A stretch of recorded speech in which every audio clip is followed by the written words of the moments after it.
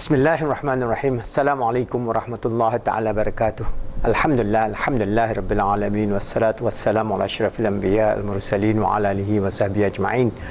Alhamdulillah. Today I'm going to talk about how we Muslims develop our worldview, which is a secular materialistic worldview, so that when we frame our Islamic psychology model, we know that our integration of the human personality, the persona that we are talking about, integrates his spiritual at the highest level, spiritual, emotional, mental and physical realm. And this is the situation in which we Muslims have an answer, and we are able to explain it in detail. But what is important is for us to know that there is what we call the degree of cognitive dissonance at the cognitive side, as well as the spiritual dissonance in the 21st century. I will explain to you in detail, but what I want to say is that this dissonance is what is affecting humanity in the 21st century, because we are fragmented and disconnected from the realities of our existence and from the reality of our being. Very important, the B-E-I-N-G of who we are and why we are on this earth and what is our role and purpose in life. So when we cannot frame that, you cannot have a psychology. So it is ridiculous to have a secular materialistic psychology, whether it is psychotherapy or whether it is behavioralism or whether it is humanistic or so on. Yes, you are moving towards understanding the holistic nature of the human self, but you still deny the reality that we are a spiritual being in a physical world. If we just say that we are just a physical being and we die and that's the end of it, then we have no answer to the predicament of our very nature of existence. So Islam has the answer, and this answer has been explained in great detail by our great scholars over the last 1,000 years. So it is up to us now to integrate neuroscience, modern psychology with the understanding of Islam. So I just want to read again our great professor, Said Naqib Al-Atas, all right, Prolegomena to the Metaphysics of Islam, all right. So I just read one chapter on this nature of what we talk about, this cognitive gap and the spiritual gap. Western civilization is constantly changing, becoming without ever achieving being, except that its being is and always a becoming. So they keep on changing from one idea to another idea. This is and has been so by the virtue of the fact that it acknowledged no single established reality to fix its vision. So it only fixed itself on the spiritual reality, whether it's on the brain, whether now it's not on the heart, and whatnot. But there is no fixed reality, not a single reality. The reality to fix its vision on, no single valid scripture to confirm and affirm its life, no single human guide whose words and deeds and action, entire mode of life can serve as a model to emulate life, but each and every individual must find for himself or herself each own identity and meaning of life and destiny. All right, so that is one aspect. And the Islamic worldview, what is the Islamic worldview? As mentioned by Professor Said Naqib Al-Atas, the Islamic worldview is not to be constructed as dualism. I have said earlier that when referring to man's contemplation of himself, how every man is like an island set in isolation in the fathomless sea enveloped by darkness, saying that the loneliness of his self knows and is so utterly absolute and becoming, even so he knows he is not his self completely. I must add that such utter loneliness basically springs from man's inability to answer his own persistent ageless inner question of himself. Who am I? And what is my ultimate destiny? We say that such experience of utter loneliness, however, assails only the heart of man who denies God, who denies Allah, or doubts Allah, or repudiates his soul covenant with Allah.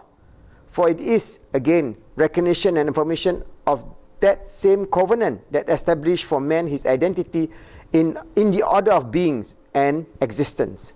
The man of Islam, he who confirms and affirms the covenant within himself, is never lonely, for even when contemplating himself, he knows intuitively through the acts of ibadah that include constant recitation and reflection and contemplation of the words of God in the Holy Quran, that how close that the self is with God, his creator and Lord. He whom ever contemplates in remembrance, that zikr, and with whom he has intimate converse, munajjat, such a man has identified himself, his nature of himself to himself, and knows his ultimate destiny, and he is secure within himself and free from the terrifying echoes of absolute loneliness and the breathless grip of silent fear. In affirmation of being, that is Allah, the Holy Quran, the source of Islam and the projection of Islamic worldview, and the vision of the one reality and truth, is the expression of the finality and the perfection of being, just as Islam is the phenomenal logical affirmation of being. And he who conveys the Holy Quran to mankind himself represents the finality of the perfection of being in man.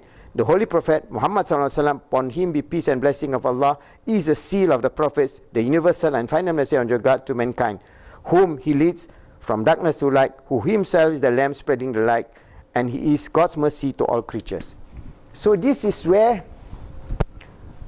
if I explained from the perspective of cognitive dissonance, in psychology, in Western psychology, they say what you believe and what you do, if there's a gap, there's cognitive dissonance. That's why humanity, if they have cognitive dissonance of what they believe and what they do, there's a gap. He's not a unified personality. He is just always living in delusion, or living in hypocrisy, or living in fear, or living in unsureness. He has no sureness.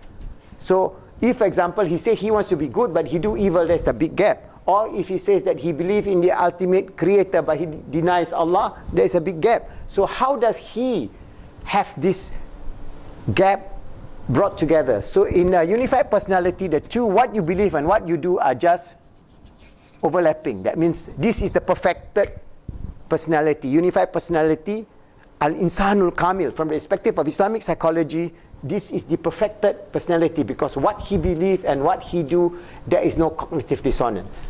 All right? So this aspect of cognitive dissonance is happening to us all the time. We are all creatures of cognitive dissonance, because as long as we have not perfected our being, of our existence, we are only in constant struggle of loneliness, as mentioned by our great professor, of unsureness, of delusion, of self-aggrandizement. That's why in modern man, we have this huge problem of self-aggrandizement, that as if this teeny-weeny, puny creature is going to control the universe. Who are we to control the universe? Yeah, you may have some science fiction story and comic books and so on, wallahu alam, that is okay. But when you become so arrogant and you become so cocky, then you loses your very essence of the nature of your being. That happened to Iblis. So that's why forever and ever and ever he cannot reconcile himself with the will of Allah subhanahu wa ta'ala. So we Muslims, as Bani Adam, we can reconcile our nature of existence vis-a-vis Allah subhanahu wa ta'ala, that we are his creature, his Khalifa on this earth, striving to make ourselves good, helping others to be good, making the world good in a manner that is pleasing to Allah subhanahu wa ta'ala. So when we do that, we close the gap, and we close the gap slowly but surely. We develop this idea of an insanul kamil. We are not perfect, but we're moving towards perfection of our realities. So what is that reality? This is where we say the primordial self of the spiritual, emotional and mental self. There is a gap. For modern humanity, we are talking about the physical self. There is no existence of the spiritual, emotional, mental realm. For them, this is all nonsense. There's nothing here. It's only here. You live, you die, and that's it. That's the end of the story. So modern human beings emphasis only on the physical realm. That means we talk about we talk about trains, we talk about rockets, we talk about machines, we talk about smartphones, we talk about all those physical things that you can feel and touch with the five senses. But the six senses of intuition, emotion from the realm of the intuition, and mind, akal, from the realm of the universal intuition, all this aspect is shut. That means we don't talk about it. So when we talk about it, this is existent, this is real. We are talking about real. This is real. When you deny this, then you become a mono-dimensional human being. A mono-dimensional human being is very narrow in its perspective of existence. First and foremost, they have nisyan. In the Quran, Allah tells us of our covenant with Allah subhanahu wa ta'ala in the realm of Azali, where Allah tells us, am I not your Lord? And we say, yes, we witness that you are our Lord. So that imprint, the spiritual imprint, is imprint in our spiritual, emotional and mental self. So If we just take this physical aspect, then we are living in nisyan, or forgetfulness. And when we live in forgetfulness, we can never achieve the reality of having a balanced life. Because the most important aspect of us is the spiritual, emotional, and mental realm. If we just say it's a physical, everything is physical, this nisyan will grow and we become a species of anxiety, of fear, of worry of non-existence. Because everybody, whoever you are, this internal DNA of your covenant with Allah subhanahu wa ta'ala, which is real, when you forget it, it is not lost. It is impinging on your physical psyche. Who am I? Who am I? Why I have to die? What is death? Where am I going after I die? It is going to rebound, revibrate in echoes of your physical existence, and this fermented personality can never achieve peace, happiness, success through love, through compassion, mercy, beatitude of so many things that is felt and experienced and lived by the great scholars of Islam. All the great imams who practices Islam, Iman, Islam, Ihsan, and they enhance the aspect of Ihsan through tasawwuf, through adab, through the development of the high faculties of intuition from the heart.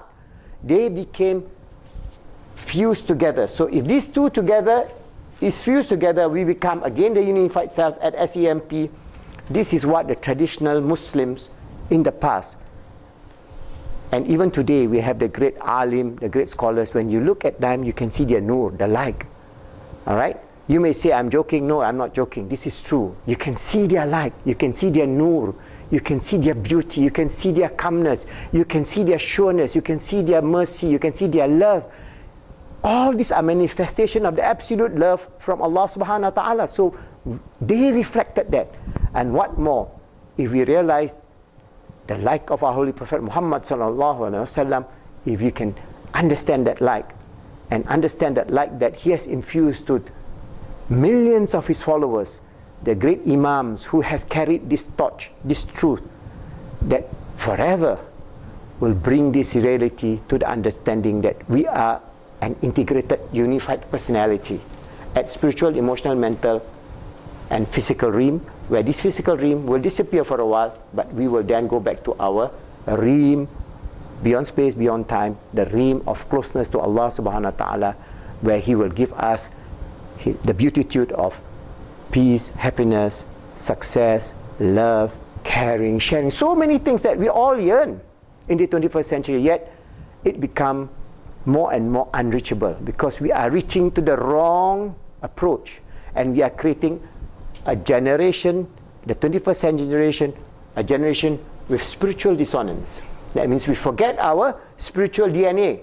We can talk about DNA, physical DNA here now, but the spiritual DNA of the covenant with Allah subhanahu wa ta'ala is primordial covenant, that so long as you deny that, you are living in denial. And living in denial will always bring you anxiety, depression, fear, worry, and so many of the diseases of modern humanity.